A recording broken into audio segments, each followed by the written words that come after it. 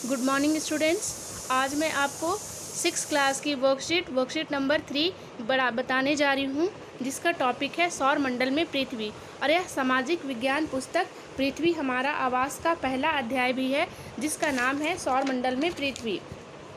तो बच्चों, सबसे पहले मैं आपको पृथ्वी व चंद्रमा के बारे में बताऊंगी, लेकिन उससे पहले मैं आपको बताऊंगी सौर मंडल किसे कहते हैं। तो सूर्य, नवग्रह, उपग्रह तथा कुछ अन्य खगोलीय पिंड जैसे क्षुद्र ग्रह एवं उल्का पिंड मिलकर सौर मंडल का निर्माण करते हैं। उसे हम सौर परिवार का नाम देते हैं, और जिसका मुखिया होता है सूर्य। सौर परिवार का क्या मतलब है? सौर परिवार का मतलब है सूर्य का परिवार, जिसमें नवग्रह, उपग्रह तथा कुछ अन्य खगोलीय पिंड एवं क्षुद्र ग्रह शामिल हैं। और इसके बाद मैं आपको बताने जा रही हूँ पृथ्वी और चंद्रमा के बारे में।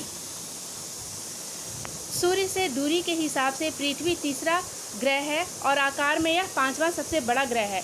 यह ध्रुवों के पास थोड़ी चपटी है, यही कारण है कि इसके आकार को भूभाग कहा जाता है। पृथ्वी जो है वो ध्रुवों के पास यानी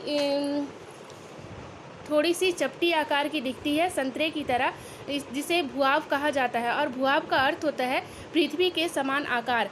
अंतरिक्ष में देखने पर पृथ्वी नीले रंग की दिखाई पड़ती है, जैसा कि आप लोगों को दिख रहा है। यहाँ पृथ्वी की तस्वीर आ रही होगी जो अंतरिक्ष से ली गई है, और इसका रंग नीला दिख रहा है।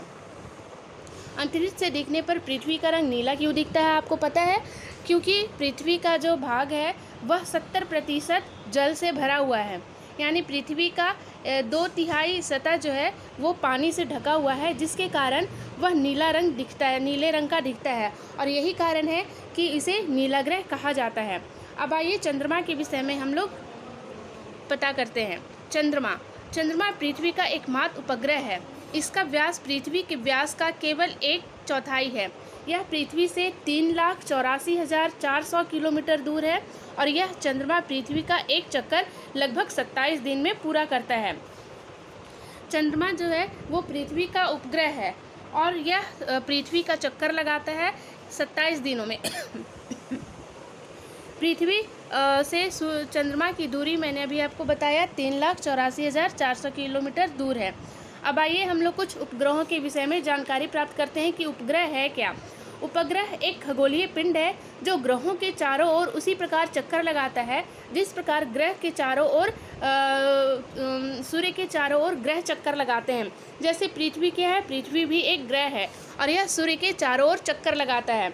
उपग्रह का मतलब जो ग्रहों के चारों ओर चक्कर लगाता है। जैसे ग्रह सूर्य के चारों ओर चक्कर लगाते हैं, उसी प्रकार ग्रहों के चारों ओर चक्कर लगाने वाले उल्का पिंड को उपग्रह कहते हैं। और इसमें सबसे रोचक जानकारी है कि नील आर्मस्ट्रॉन्ग पहले व्यक्ति थे जिन्होंने 20 जुलाई 1969 को सबसे पहले चंद्रमा पर कदम रखा था। बच्चों, क्या आपको पता है कि चंद्रमा पर लोगों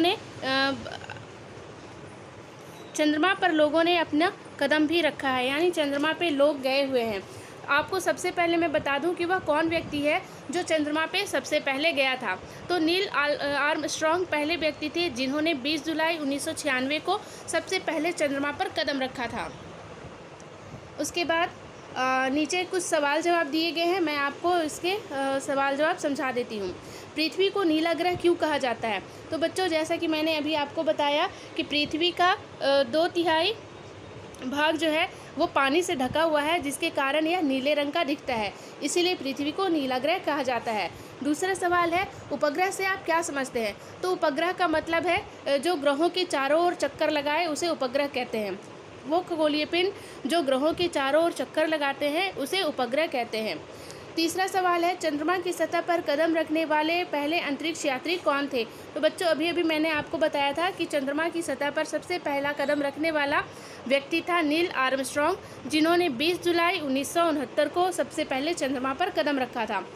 अब मैं चौथा सवाल है, पृथ्वी से चंद्रमा की कितनी दूरी है? तो बच्चों, आपको बताना है कि हमारी जो चंद्रमा है वो पृथ्वी से कितने दूर स्थित है।